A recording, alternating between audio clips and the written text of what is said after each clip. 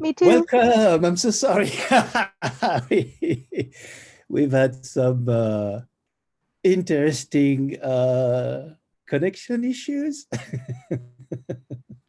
But thank you for your patience. Thank you for joining us this evening, this afternoon, this morning, depending on where you are. We get a very exciting program on today, and we're going to be talking about, well, what is we termed Trimtabs for preserving life on Earth.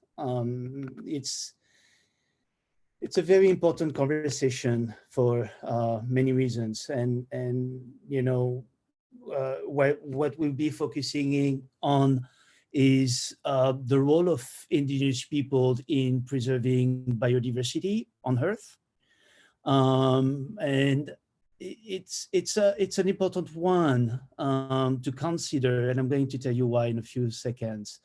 You know, in an ideal world, indigenous peoples would be living off their land according to their traditions and ways of life. But it's not an ideal world. And the struggles indigenous peoples have been facing for some 500 years is telling us a bleak story, not only for humanity, but for biosphere as well. And yet, every single scientific study points to indigenous peoples being the best guardians of our last remaining natural ecosystems, where 80% of land biodiversity is found. Every time an indigenous elder dies, we are losing a library, thousands of years of knowledge accumulated and transmitted. When we lose an indigenous tribe, we lose the only people who know the land they've lived on, the trees, the animals, the relationship between them.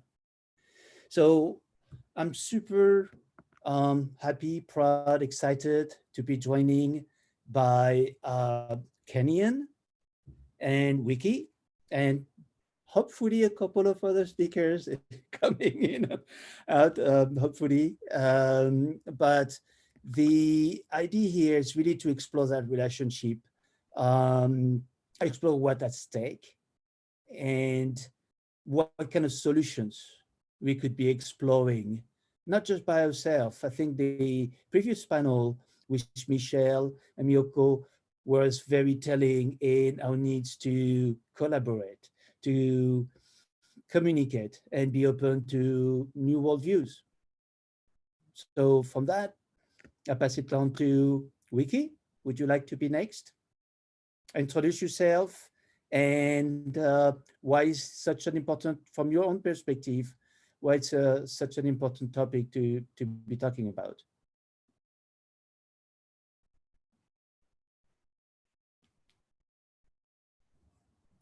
You need to unmute.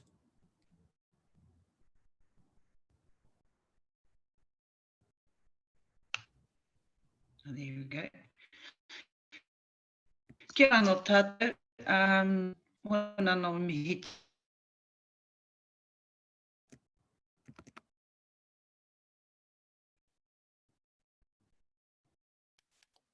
tōna ki ngā kōrero rangatira issues.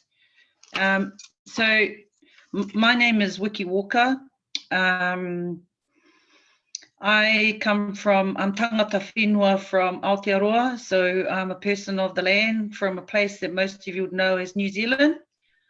And I come from a tribe called Ngāti Hine, which is, who has a chieftainess, which is slightly unusual in our country to have the feminine energy as our ancestry. So my mother, ngā parematau ngā momo kino, was my native mother, reared me in one of the last communities where we spoke our own language.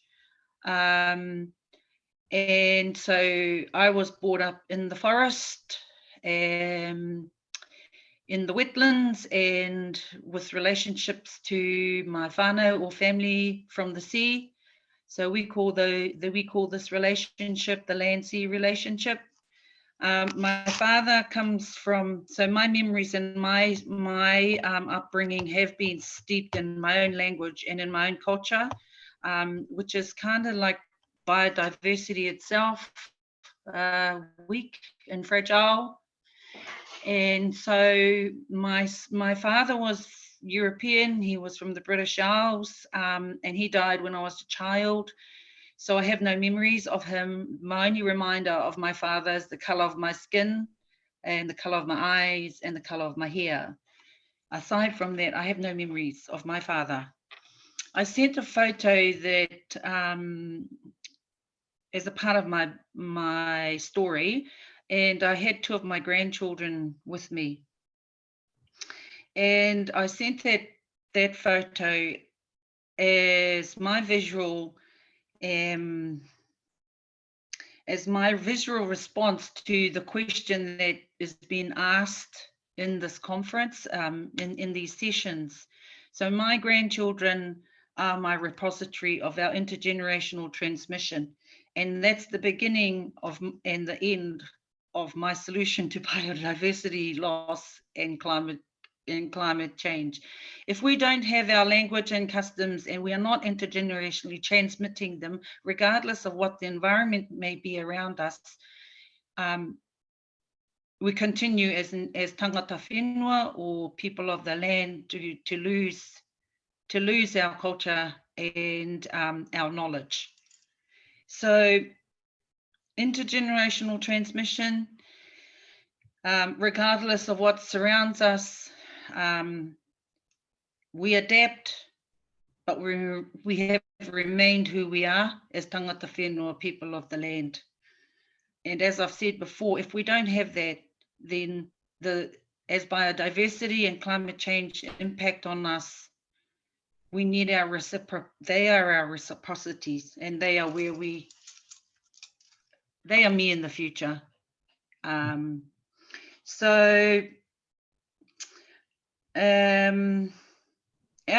Just a wee bit more on that. And in our culture, we believe, as probably in many Indigenous peoples' beliefs, is that our language comes from the birds and the trees and the wind when we were in the time of oneness. And we've continued to sustain our language and our customs. Some of us have since the time beyond memories. So I just want to start by saying that it is, for me and for my family and my tribe, the absolute importance of retaining our language and customs. As you may be aware, we come from a highly westernized country here in Aotearoa. Some by choice, some by being forced into it. So our story is one of being a highly westernized people.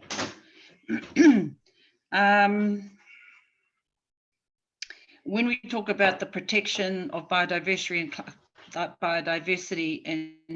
and even in our talks around climate change, so we are not only kaitiaki, we're not only caregivers, we're also kaingaki, which are cultivators. We live, to care for the land is to cultivate the land, and to cultivate the land, we need to care for the land. And those are sort of so we can provide for ourselves and our families.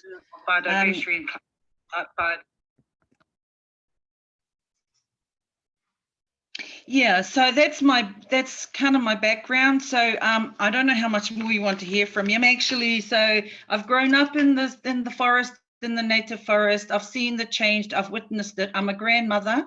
I have 5 grandchildren, and as I've said, I've seen what the devastation in my own homelands of the loss of our forests to pasture lands. I have a sad story to tell, just as we all do, around the loss of our forests. To pasture land, to Pinus radiata forests, which are pine forests, the draining of our wetlands, which we once were so important for our hunting and gathering and what defined us as a people. So I've experienced all those through my life. And one of the things that through all of that from a very young age is actually the impact of Westernization and Western economics on us as a people. I can talk a wee bit more about my visit to Mexico in the beginning of this year and have a wee bit more of a talk about that in a wider sense. I can only speak from my view. I'm not an international as of such person. My whole life has been about my own culture and about our language and customs and the environment of Aotearoa. And so if people are sort of aware of what's going on in our country, we've sort of went through a renaissance about 30 years ago, where people were wanting to find identity of themselves through language and custom, and of course by that is the connection and our inseparability with the natural world. So we've had a renaissance, and that's actually brought some amazing results in legislative change, and how our culture and knowledge is now valued in scientific spaces and stuff, as you've mentioned before. So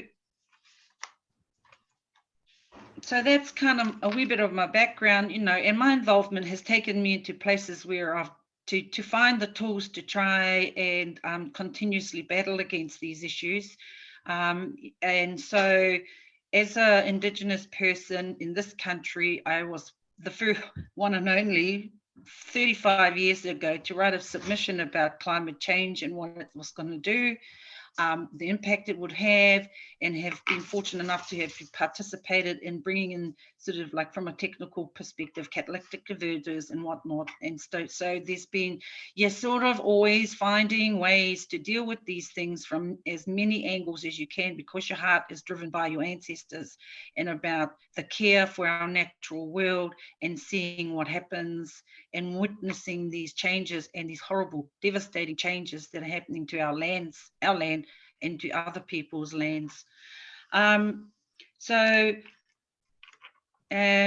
At the minute, so I went and became educated. I have a background in various conservation and environmental roles as a senior advisor on planning and policy and strategy from a Māori perspective, at local, national, whānau families and tribal spaces, and am now actually about on the cusp of finishing my PhD, looking at literally on the cusp of it, of the relationships human beings have with the natural world, the influence of economics on those relationships, and the relationships.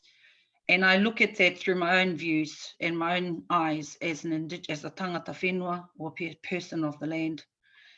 So that's me in a nutshell.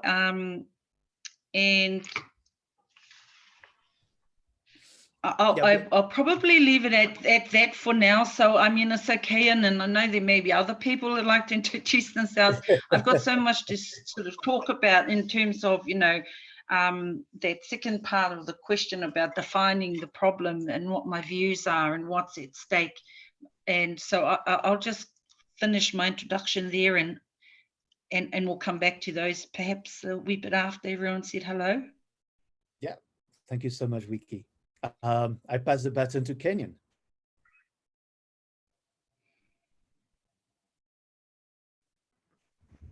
Mishmin Tuis, Conrakat Canyon, Coyote Woman, Sarah Roots.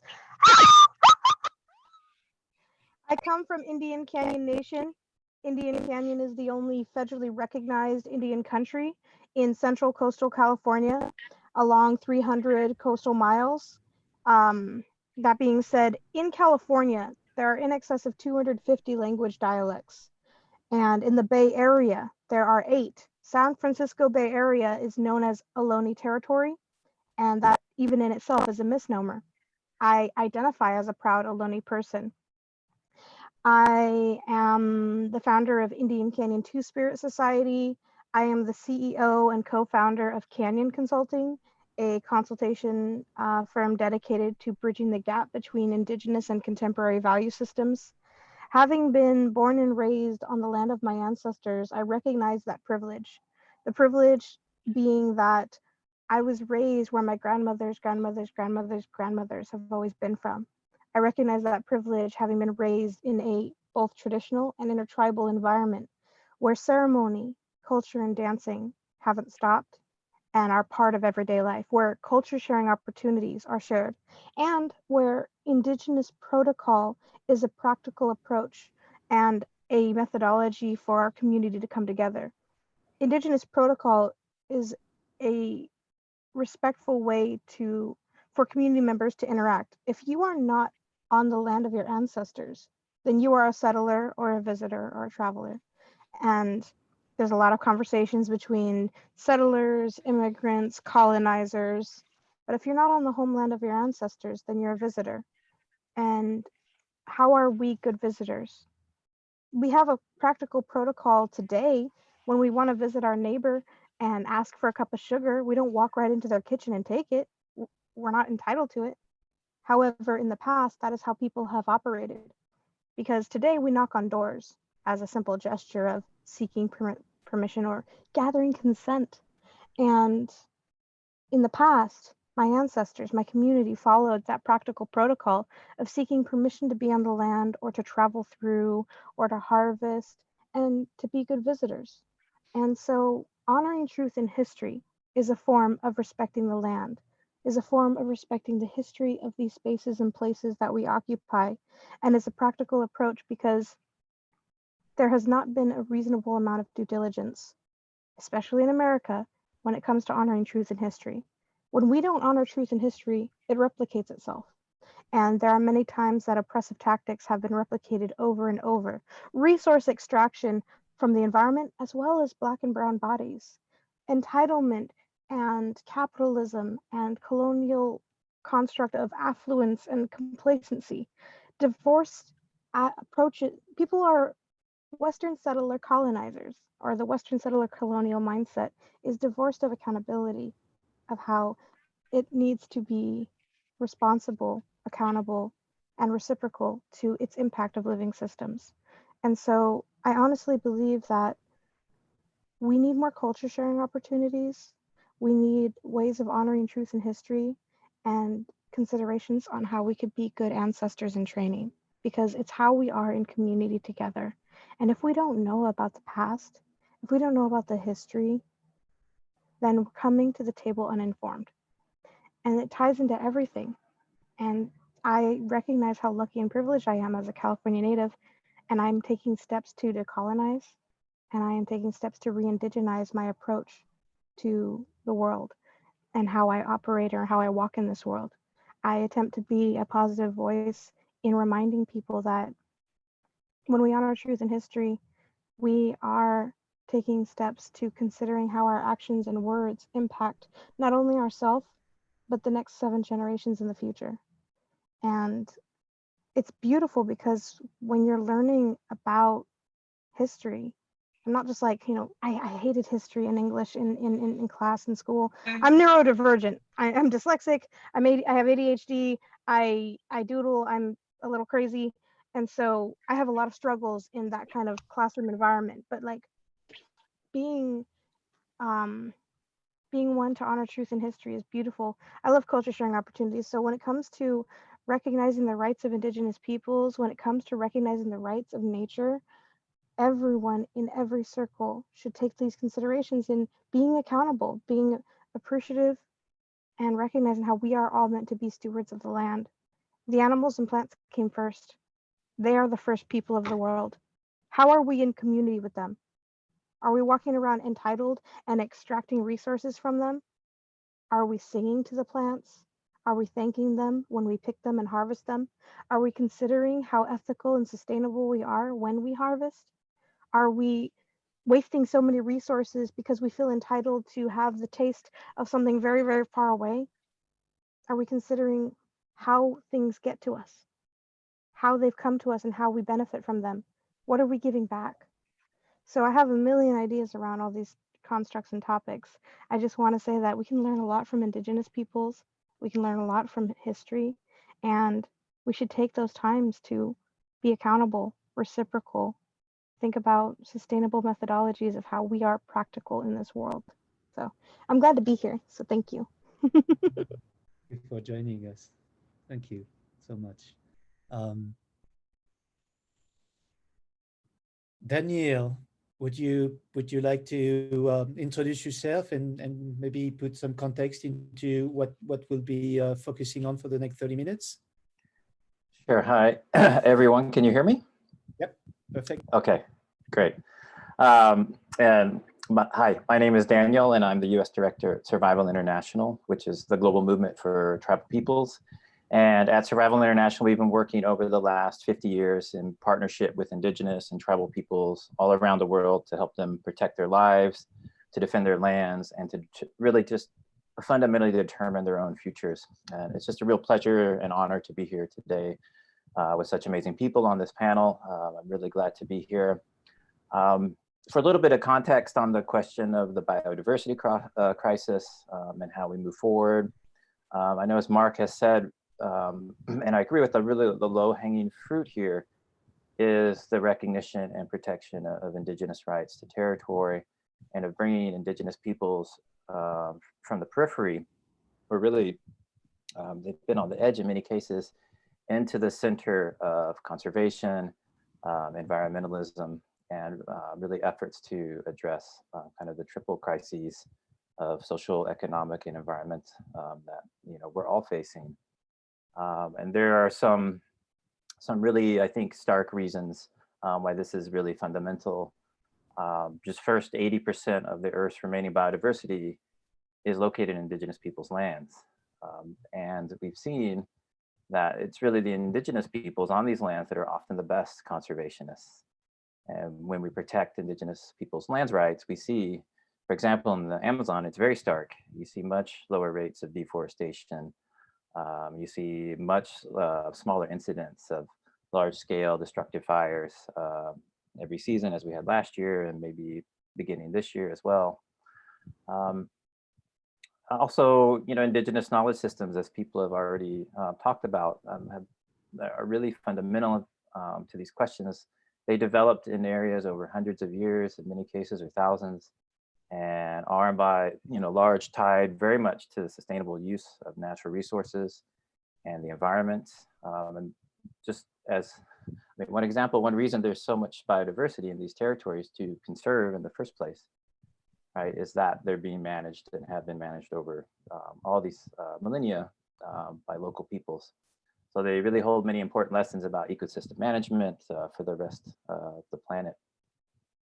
And we've seen also that there are at least as good of outcomes for conservation when indigenous peoples are allowed and left to manage their own land. It's also very inexpensive way of getting at this biodiversity question. And it's probably one of the reasons that corporations don't like or prefer more large-scale technocratic type of solutions to environmental problems. It's much harder to make money off of. But I also want to bring up that it's also really, really important is in the context of the biodiversity crisis is also that because indigenous peoples are on the front lines of fighting the oil, mining, logging, the expansion of agribusiness into their biodiverse areas. With one hotspot of many is Brazil, as many viewers are probably well aware, who's actively working to open up indigenous land for commercial development. And these are often very deadly threats. There's a very high rate of death rate of environmental defenders from violence. Many of these are indigenous peoples, and particularly in Brazil again. This is both a land question, a life question, and a livelihood question. And kind of finally, I think it's very important, especially in forums like these that are focused on working on solutions to these global crises, that many of the so-called solutions to biodiversity that are offered up or to the climate crisis are also responsible for stealing land from and violating the rights of indigenous peoples.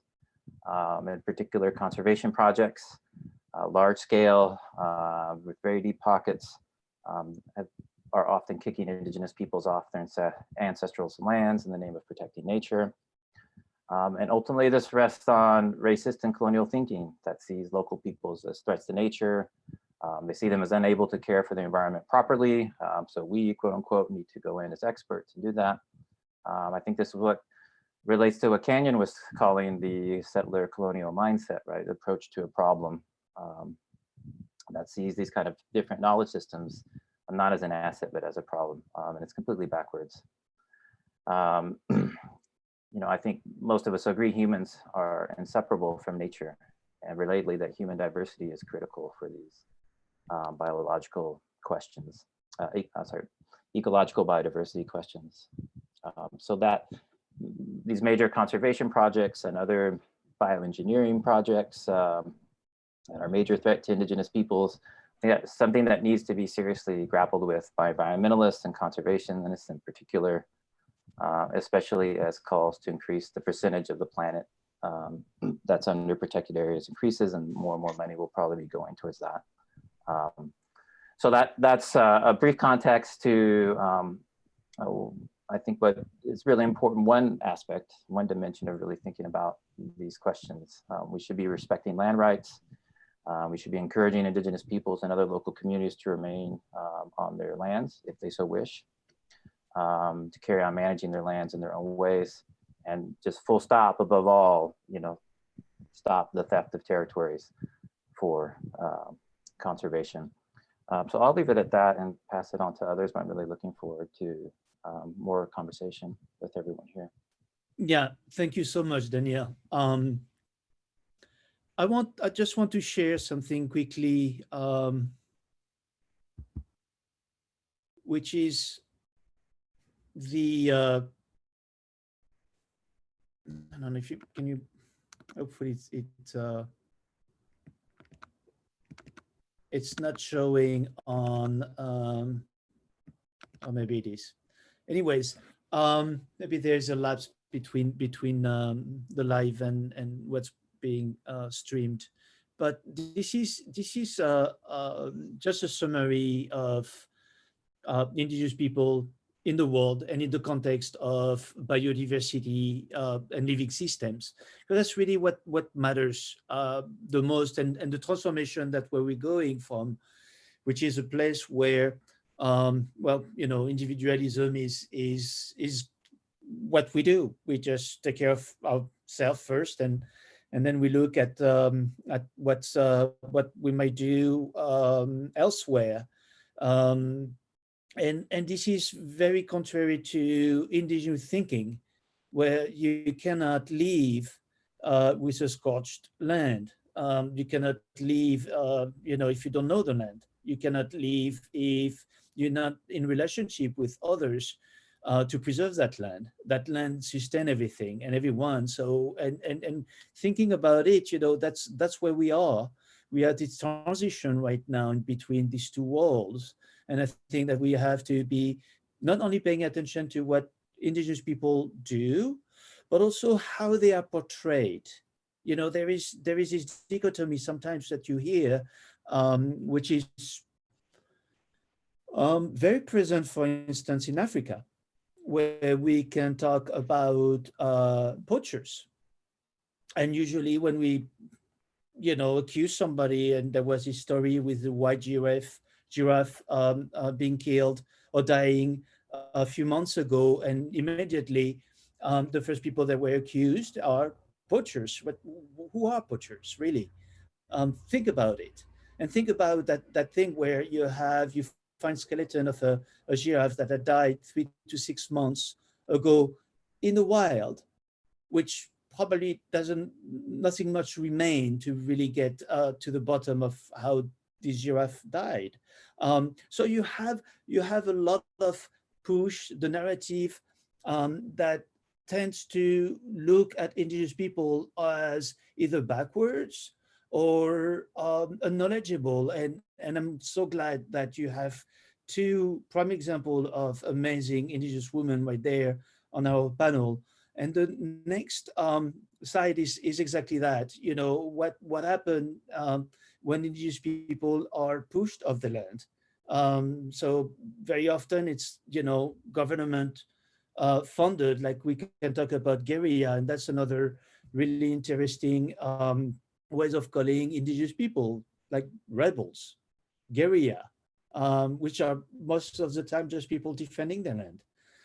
And you have the impact of civil society. Daniel was talking about conservation projects. That's typically where we'll be discussing about this false solution of setting aside 30% or 50% of Earth, and being managed by whom. Always a big question. Extractive industries are really looking forward to putting their hand on indigenous land, because that's where most of the natural resources that will be needed to fuel our consumption and growth come from, right? So I'm going to stop sharing my screen and let Wiki, probably what is in your mind? You had last time we were talking, you said to me that you were completing your PhD, and that was part of, one of the motivation that you had was to demonstrate how indigenous people, their traditional knowledge, are so essential into preserving biodiversity and land. Come on, come on, come on.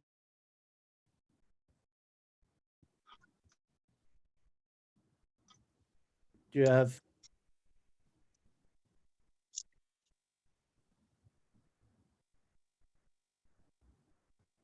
Am I, oh, right. Am I still here? You're still here. Yay.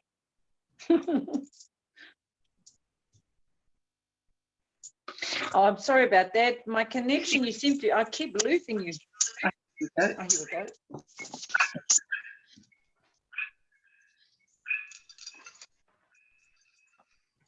Okay, you're on. Okay. So are you talking to me? Yeah, we're waiting for you to. So thank you for that. Yeah. Yeah. So the question was, last time we spoke, you were finishing your PhD, and you had like a motivation for that. It was to, really literally demonstrate what the indigenous knowledge was so important into preserving life or living systems, demonstrating the relationship between both.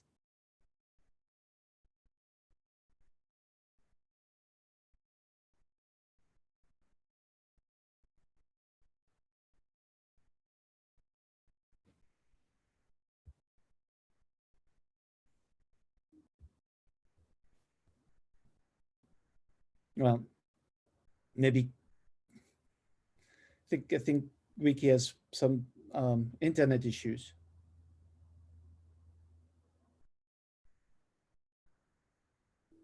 Kenyon, would you like to jump in then? Hi, with the context of like the work that I'm doing, or because it was, I know your phrasing was towards Wiki.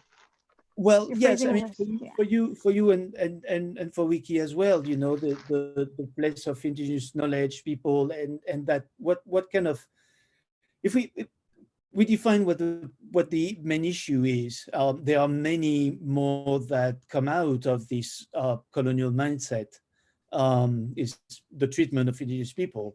And so, as I said, in introduction, in the ideal world, right, we would be letting indigenous people live their own way, and we wouldn't probably not be facing the environmental and all these different crises that we're facing. But it's not.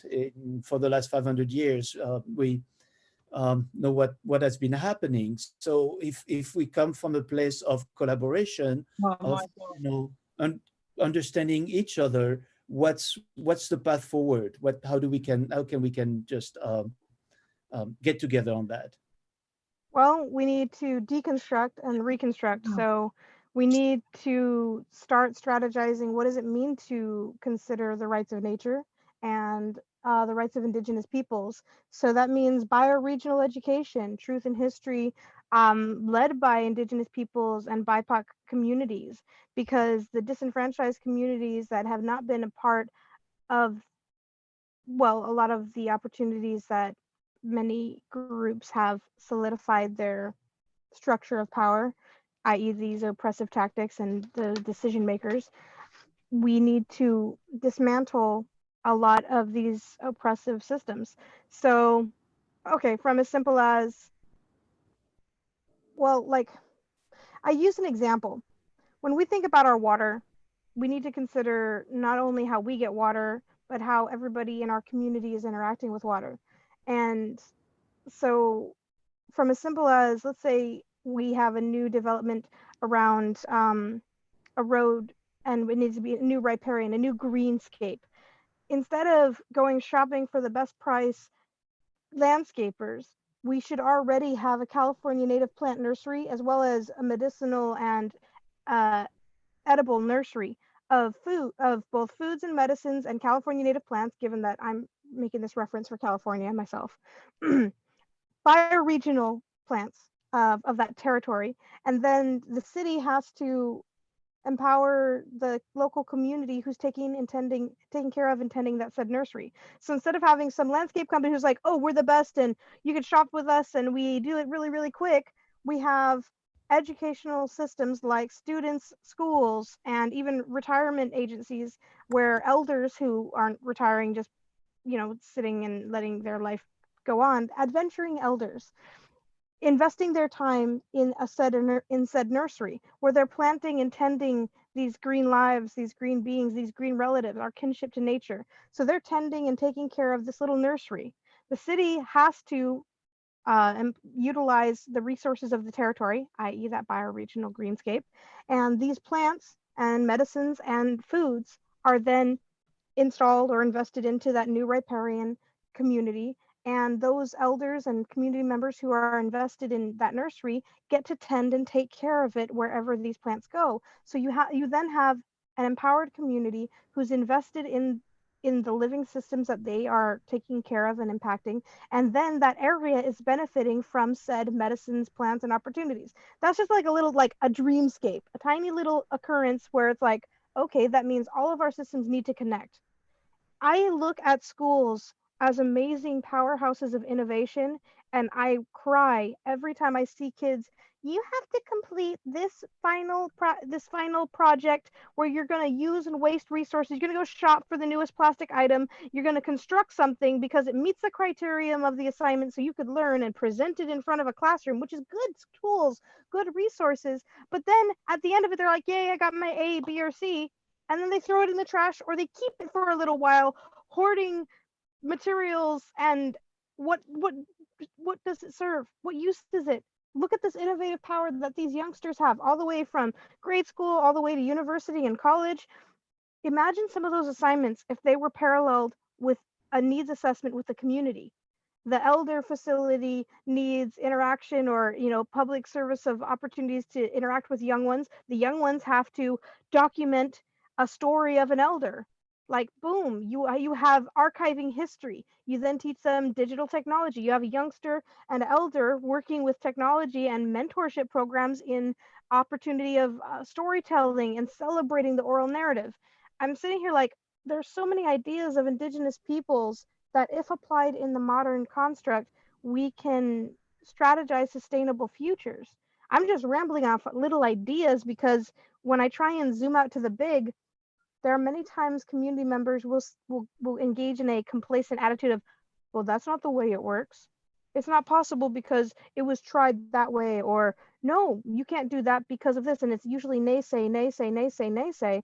And there are people who are scared to dream. They're scared to say, what does another way of being look like? What does restorative justice look like? What does accountable, reciprocal, sustainable, ethical harvesting methods look like? Sometimes it means saying no to the convenient, tasty morsels that come from across the world. Why are we harvesting items in one part of the world, packaging them in another part of the world because it's cheaper, and then transporting them to another part of the world. What is up with that? Why don't we allow small businesses to have their own little like slaughter industries and have their own bioregional food sources? Because we want to dismiss and we want to be big and industrial. This Western post-colonial industrial complex wants to provide to the nation, wants to provide food for these industrial slaughterhouses. Did you know that McDonald's sets a standard for fries, French fries? So the farmers who are trying to meet that criterion are changing an entire industry. And then if any of those spuds, any of them have spuds, any of those potatoes have spuds or damages, they're just being thrown away. Like, why don't we put rules on this to stop them? So I have a million ideas, and I have other relatives who talk just like me. We need to empower our community to share voice and perspective in these circles. Indigenous wisdoms around the world can yield amazing truths. Permaculture is actually indigenous wisdom. It's just repackaged by another colonizer who wants to sell and make a profit. And now it's disenfranchising brown people because the affluent community members who have resources and opportunities to take time off, have resources, backup money, an environment, are getting access to these permaculture classes, and yet again it's getting whitewashed. And it's like, breathe. We're replicating patterns because we don't know truth in history. Truth in history. I'm gonna keep going back to that no matter what. So that's my little rant on that topic.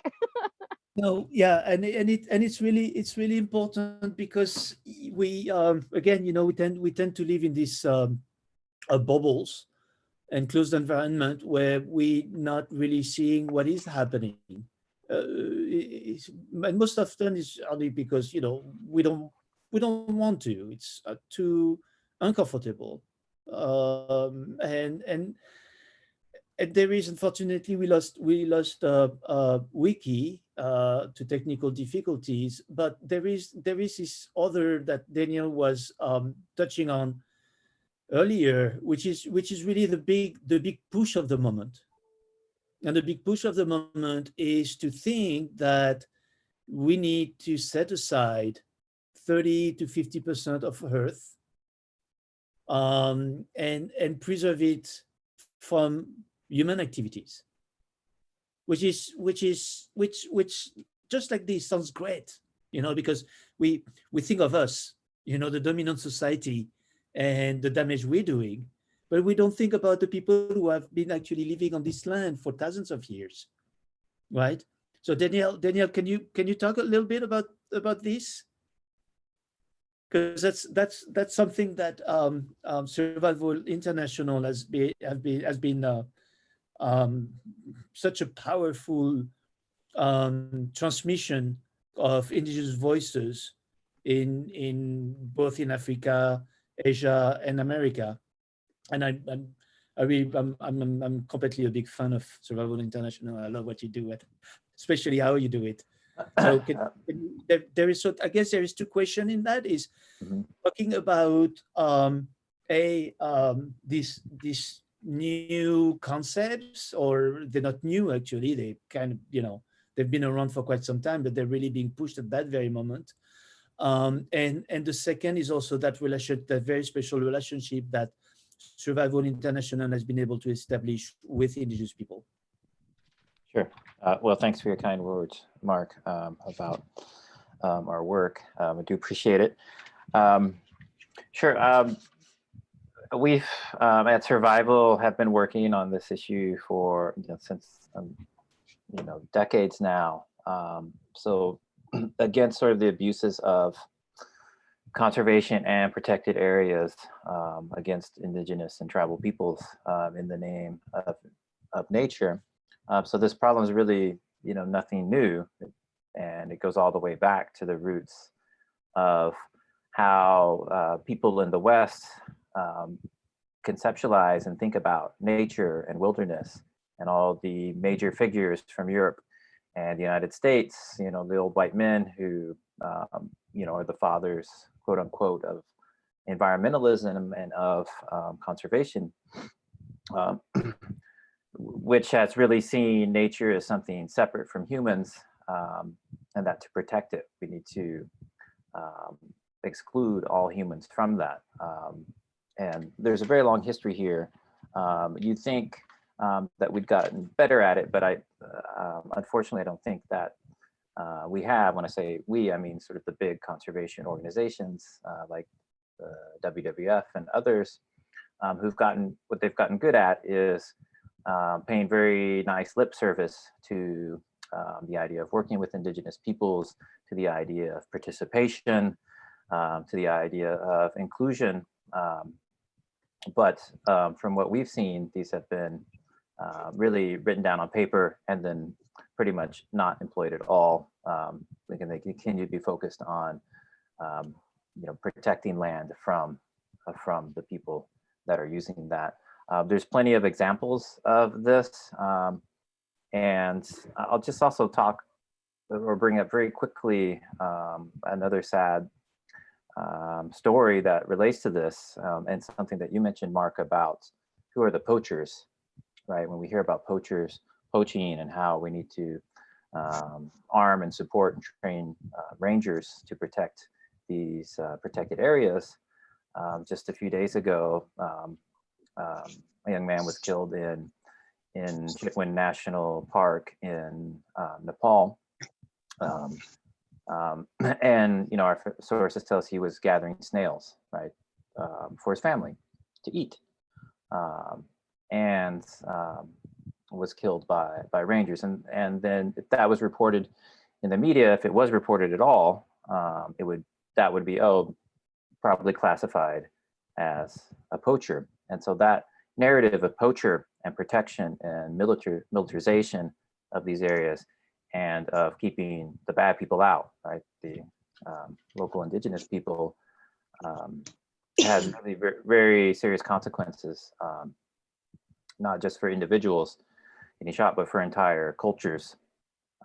Another really stark case is in the Congo Basin in Africa, where the WWF, with money from the United States government, from the European Commission, from many other sources, has been trying to set up a protected area in rainforest used by many traditional people that are often pejoratively called pygmies, but there are many, many peoples there that could be considered forest peoples, Indigenous peoples, tribal peoples, who've been now excluded from their ancestral lands via violence, and can't go into the forest anymore to gather medicinal herbs, to hunt for food, to gather for food, to visit sacred sites. And really, that's an entire peoples that's at risk of losing their entire identity and culture. As many, without access to land, you lose your ability to reproduce your community and culture in many cases. And conservationists like to say, oh, well, we can have them work in the tourist industry. That's much more sustainable. But really, you're seeing entire impoverishment of peoples. And so the idea that, to save nature, we need to double those areas under control up to 30% is an extremely dangerous idea. And so without real, free, prior informed consent, participation of Indigenous peoples, but in really meaningful ways, not in token ways, the human rights abuses, the land theft, will only accelerate. And so this is a huge problem.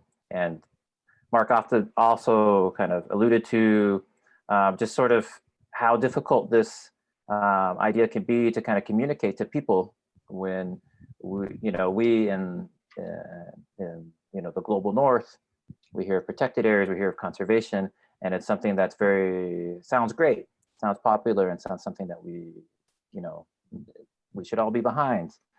But you don't have to kind of pull the curtain back very far to see the real problems with that. Was there a comment? I'm sorry. Yeah, Wiki. Hi. You're back. Yay, hello. Sorry about that. I don't know what's happening with my connection. Where I live is very remote, up on a hill. So thank you so much, Danielle. I know we don't have much more time, but Wiki, if you could talk a little bit about, again, you know, the work that you're doing, and especially why you went into, even, you know, I mean, a PhD is not a small thing. I'm blessed actually to be surrounded by 2 PhDs here, and one sister who's just like me, who's not functioning well in that space of learning by Western standards. But what can you share a little bit about that work that really you feel like is in service of your community? Okay, I'll make it quick just in case I go off again. So what I'm doing, so my PhD is what's called an autoethnographic study. So I'm studying myself because there's not very many of us tangata whenua left here who grew up the way I did. So, and I understand all of these struggles that I hear from a global level right down through to community levels. And so what my PhD is doing is I am coming from another perspective where I'm taking our knowing and our knowledge. And so to be quite, I'll cut to the chase, I've designed a new economic model.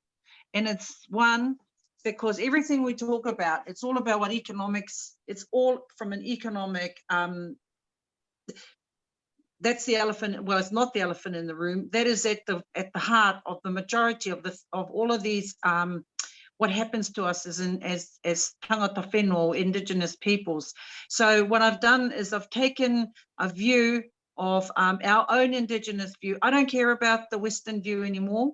I know it very well. So I've taken our own Indigenous view here, my view as a tangata whenua, and taken the very nature of existence as we understand it, not the mechanistic philosophy that comes from the West, but our own ontology, our own, the nature of existence. What is our nature of existence? So I've taken that, and from that philosophical foundation, I've gone, and it's drawn from the natural world. And we have what we call te mano te aotearoa, which is the power of the natural world, which is about environmental sovereignty. So we're subjects to it. And all of us, we can talk about that on its own, but we're subjects to environmental sovereignty. Well, for our people, we are. And so I've taken that philosophical foundation, and and then I've built an economic, what I call koru economies, which is spiraling. It's a spiral. We believe in a pattern in nature called the koru, and Marc has that in his picture, which is the spiral. So we don't see things in circles and stuff. So our people see things in spirals and in threes. So I've taken that pattern, and I've taken it from what I've learned and seen in the native forests of my home, and how it grows from what's a fern. Now the fern is one of the oldest and most ancient plants on the planet, and it is like scientifically proven that it's over 350 million years old, and yet it has survived, and it's resilient, and it's still here, and it adapts to just so many different spaces. And so and so my understanding, so I've based this what I call koru economies on what I see. I've taken it from nature. And so when I look at all these other, and so I build on that, and I come up with what are the key things that I see from this that inform me, and it's all taken from an Indigenous perspective. So like, if you have, I went to Mexico, and I went to a workshop there, fantastic, in La Cristobal, which is on the southern part of Mexico. And I went to a feminine boot camp for 10 days. It was to do with what's called decolonality economies, diverse economies, and solidarity economics. And I was absolutely, green economics is absolutely fantastic, because these are movements from people like from in the South America, who are pushing back, and Mexico, at the disruption of capitalism and what it does with all these things, like what Daniel talked about. And so what it is their response. And so Decolonality Economics was actually constructed by South American academics, and was fantastic. And, you know, to start for people who have no access to money and things, and to deal with what you were talking about, Daniel, about green economies, what it does. It comes in and it's, for example, the conservation lands and whatnot there. So I went there and looked at that as different models. I've been heavily involved with different things like permaculture, circular economy, which is all trending at the moment, and the natural step, which comes from Sweden, studied that in Sweden itself, which looked at sustainable development and stuff. So all of these things, in whatever part of the world we go to, the common factor is that it comes from Western economic domination. And I believe if you talk about us as Indigenous leaders, and for me, the leadership is in actually shifting the paradigm of economics. The hardest part, go straight to the go straight to the heart of the matter. You know, we can do all this stuff on top, but the real place that I'm interested in giving it a go,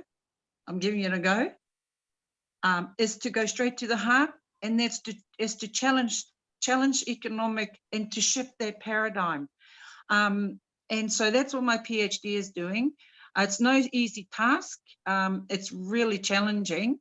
However, equally, as a result of that, where I am now, as a woman, as an Indigenous woman, as I feel like it's been really kind of self-empowering, because sometimes we don't believe, I don't know if we believe that we can actually challenge the actual economic model itself.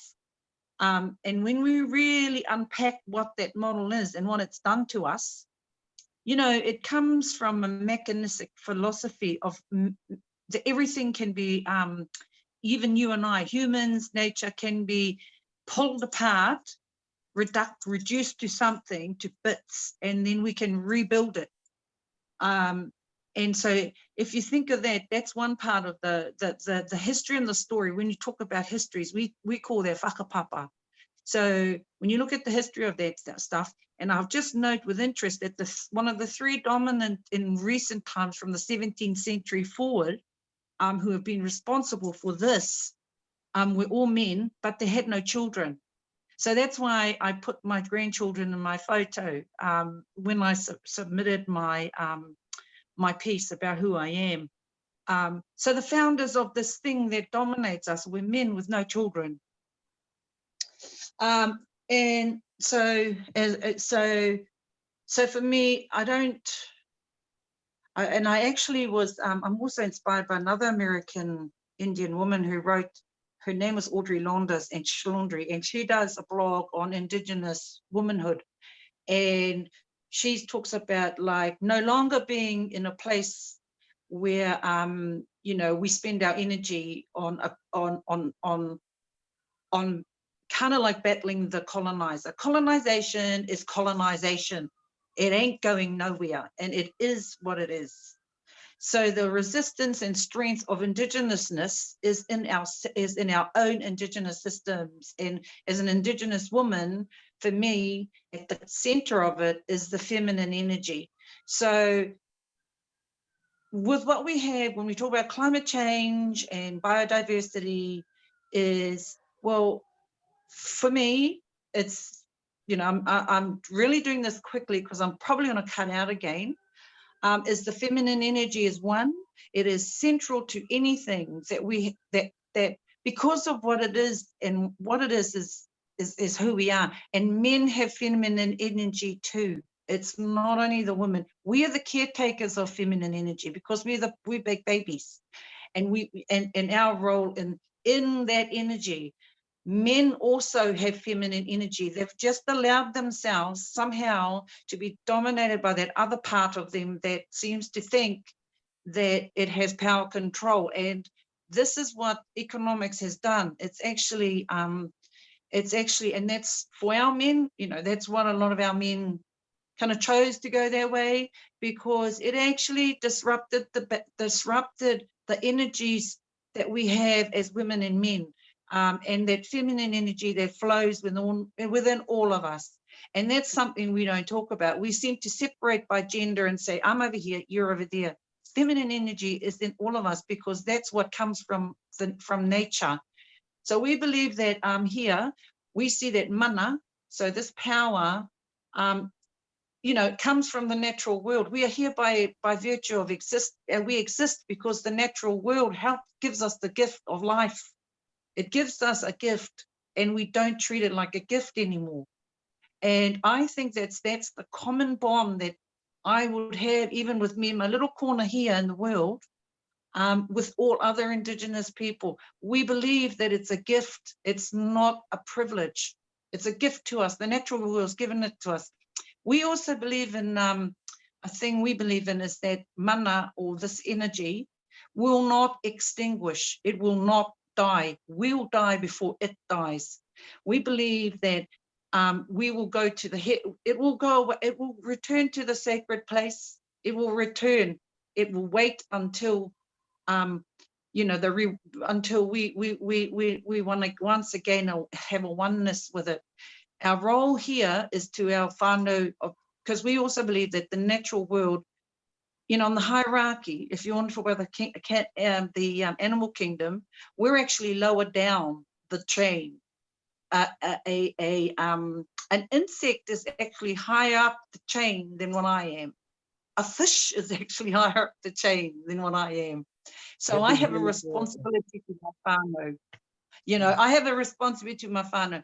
For the people like with this, you know, with Daniel was talking about, you know, about those scenarios, you know, well, I can only talk with what I've, my own wee little taste and experience in Mexico at the beginning of this year, and the Zapista movement, autonomy, and what they've done to try, you know, that they now have a significant control, and they have nothing. They just do what they do. They've just said nah, and so they've an autonomous movement. You know, fantastic.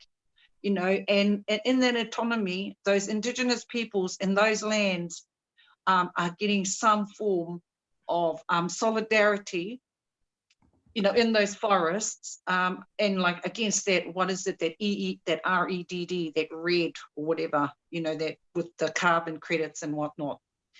For our brothers and sisters in America, you know, it's with people like what Canyon's doing,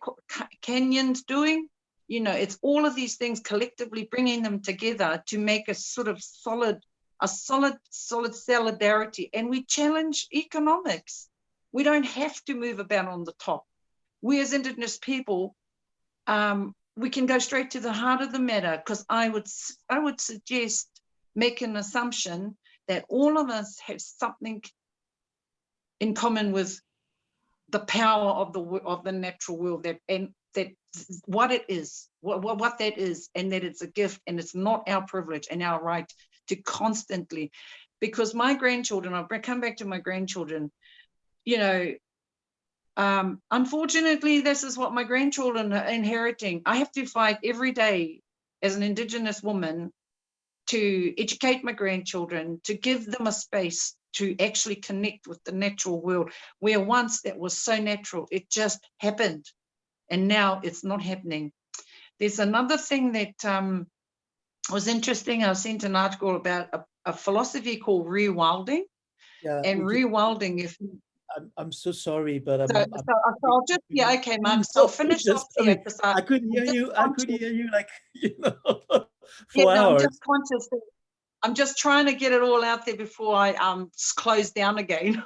I was hoping I could do it in we're just running out of time, but we'll pass the time. Don't worry. Okay, so I'll just, and I think I've covered it all. I think I've actually got it all. And that's really what I'm doing with my PhD, with what I'm doing with my work here. And thank you for giving me that space to say that, because I was hoping I could sort of talk with everybody, you know, as a panel does. So thanks for that. My connection's not very good here, and I hope that that what I have contributed is something of value.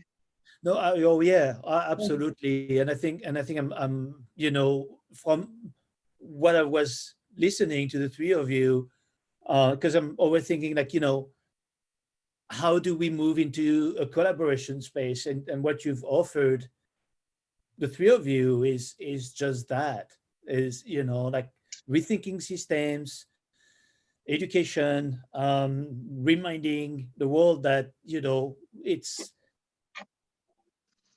we need to take that into consideration, the fact that if, you know, all this land, all this biodiversity is here for a reason, and that indigenous people have been the grandmasters of balancing that, of keeping that biodiversity alive and thriving. There is no places on earth that has not been shaped by humans, but there's been like this fork at one point in history where we were stewards, and then we became extractor. And as we became extractor, we become destructor. So there is this reckoning of these two branches of human civilization or human development. And I'm so glad that to have you here, because, as I said, you know, we need to move into that space of collaboration. So, you know, if you don't see, if you hear about a project or a policy, a strategy that exclude indigenous people, then we are in the wrong. And if it is inclusive of indigenous people, then, you know, we get a better chance. We get a better chance. And I think that's the work that we all need to do, is to be inclusive, and always thinking in terms of, you know, collaboration, and it's not on the dominant society's terms, but it is on indigenous people's terms, especially when it comes to their land. And I'm just going to give you all like a 1 or 2 minutes to close. Kenyan, if you want to start. Well, we're, as you can tell, Indigenous community members like to be in community and in conversation. So when we think about business as usual, we have to think about what are the things and the conversations that haven't been brought into consideration.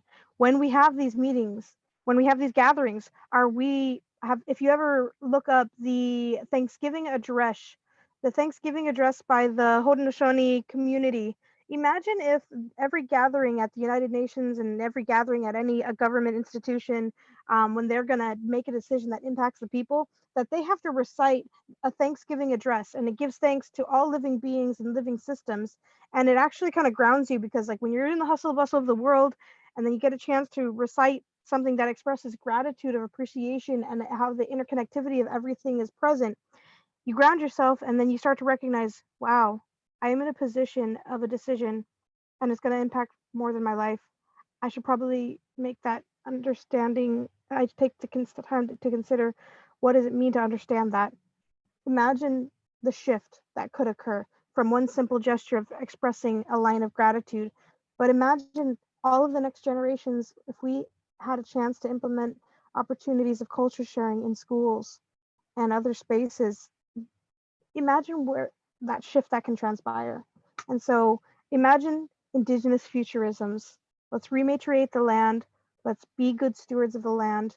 And let's consider how our actions and words impact the next 7 generations. So thank you. Thank you. Wiki, you have 1 or 2 minutes to conclude.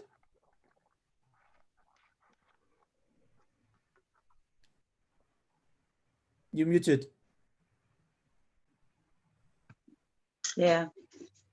So exactly, I support exactly what Kayan was saying. Further to that is that if we want to talk about shifting paradigms and to achieve those, what we say we want to achieve with Indigenous leadership, is that part of that solidarity is we need to challenge the Western economic system and what its foundations, its philosophy, and it's outdated, and our systems of belief as Indigenous people are timeless, and we know how to adapt. We wouldn't be here if we didn't. And so I just think that if we could, with some of these solidarities and working together to shift and change and bring people into our model, it's like what you said, Marc, it's inclusiveness, but it's inclusiveness into our world, not the other way around. I no longer see cross-cultural solutions as the solution. Why does it have to be we go into that world to find the solution? Welcome to mine. And that's all I have to say. And thank you for the invitation and to talk. Thank you so much, Wiki. Danielle? This has been great. Thank you to everyone so much. So much to say and talk about, but I guess we have to keep it as short as possible. I just want to say that idea of inclusiveness, Wiki, that you mentioned, I think is a really important point about who's going to whose kind of paradigm, right? So I think that's really critical, important when we think about what autonomy, what self-determination, what sovereignty, and what participation looks like, right? And I think it's really critical that Indigenous peoples, continue to come closer to the center of environmentalism, of climate change policy, of conservation policy, right? As really central actors, not as people brought into, and as we know, a really completely malfunctioning, messed up system. So that's really important. I think also people have talked about a mind shift change. That's something that we at Survival always try to keep at the center of our work, thinking about how we can contribute to a broader change of thinking around Indigenous and tribal peoples as contemporary peoples, as people that are constantly evolving and not kind of stuck in time or backwards or Stone Age or a lot of these negative kind of stereotypes that still are really very dominant currents of how people think about these in Western society many times. So there's a lot of work to be done, and I'm really glad to meet everyone as a part of it, and I'll leave it there. Okay, thank you so much to the three of you. It was a true honor and blessings to have you. And yeah, and